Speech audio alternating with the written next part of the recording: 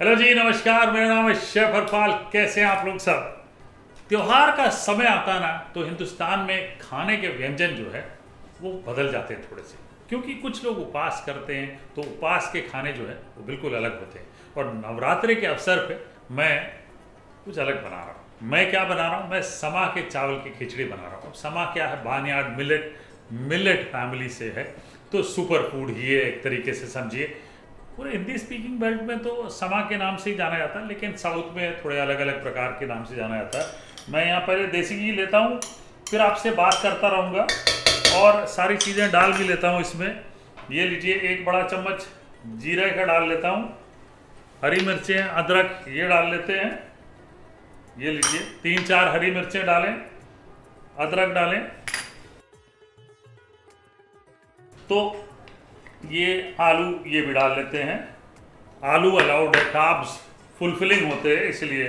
तो ये सारी चीज़ों को हम भूनते हैं। तो हिंदी स्पीकिंग बेल्ट में जैसे मैंने बताया कि ज़्यादातर समा के नाम से ये सारी चीज़ें जानी जाती हैं। महाराष्ट्र में शमुल बोलते हैं कुछ लोग, ठीक है। और तमिल में जो है वो कुदिराई वालू बोलते हैं, और तेलुगु में बोनताई चमालू बोलते हैं। तो ये मैंने कोशिश की है प्रोनाउंसिएशन करेक्ट करने की, बट अगर मैंने करेक्ट नहीं की है तो आप मुझे ज़रूर बताइएगा कि आपके यहाँ इस चीज़ को कैसे बुलाया जाता है, ठीक है जी। अब बनाएंगे। और समा जो होती है, ये देखिए, ये छोटे छोटे छोटे छोटे छोटे दाने होते हैं, सूजी से थोड़े बड़े होते हैं, और साबूदाना से थोड़े छोटे होते हैं। देखिए क्या बढ़िया लग रहे हैं, राइट? सुपर फूड्स हैं भाई, मजाक नहीं है, ठीक है। तो ये तो आलू हमने कच्चा लिया है, अब साथ में भूनना है थोड़ी देर ताकि आलू पक जाए। और साथ ही साथ एक काम करते हैं, पीनट्स इतनी दूर कहाँ से रह गए मेरे से?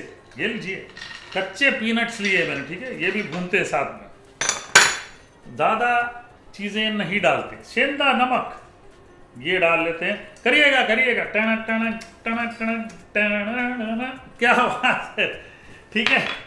ये लीजिए, थोड़ा भूनेंगे। अब ऐसे भूनेंगे जब, तो जीरा भी ब्राउन हो जाएगा, कच्चा नहीं रहेगा, आलू भी भून जाएगा और पीनट्स भी भून जाएंगे। अब समा के चावल 2 कप मैंने लिए यहाँ पे, ये डाल लेते हैं।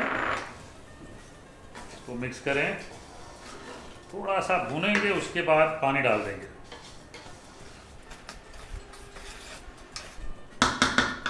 अब पानी डालेंगे, पानी डबल, राइट? जितना आपने समा के चावल लिए उसका डबल पानी।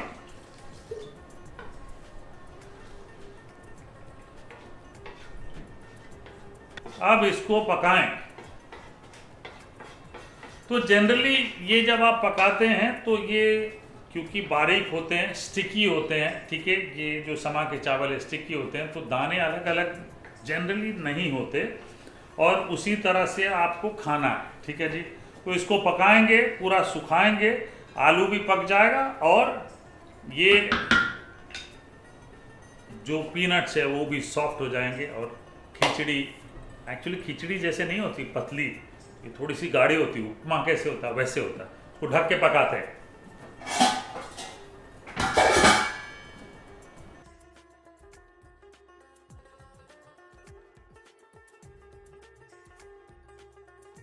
तो समा के चावल का जो प्रपोर्शन होता है वो, आपने अगर 2 कप समा के चावल की खिचड़ी बनानी है तो 4 कप डबल क्वांटिटी आपने पानी लेना है, ठीक है जी।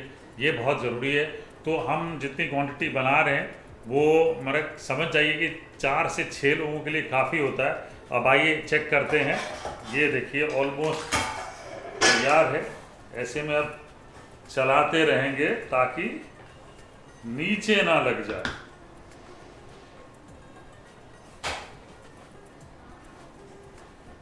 तो ये लीजिए, बिल्कुल बढ़िया तैयार हमारे समा के चावल की खिचड़ी।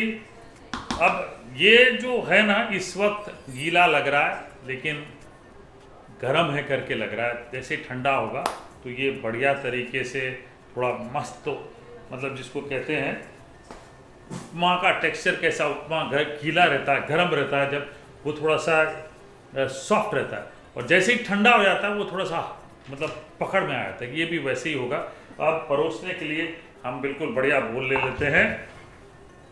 एक्चुअली मैं समझता हूँ कि ये देखिए, वाह, ये सिर्फ उपवास में नहीं खाना चाहिए। तो मुझे ऐसा लगता है कि ये देख के कितना सिंपल, कितना होलिस्टिक लग रहा है, कितना होलसम लग रहा है। ये सुपर फूड्स की खिचड़ी है भाई साहब।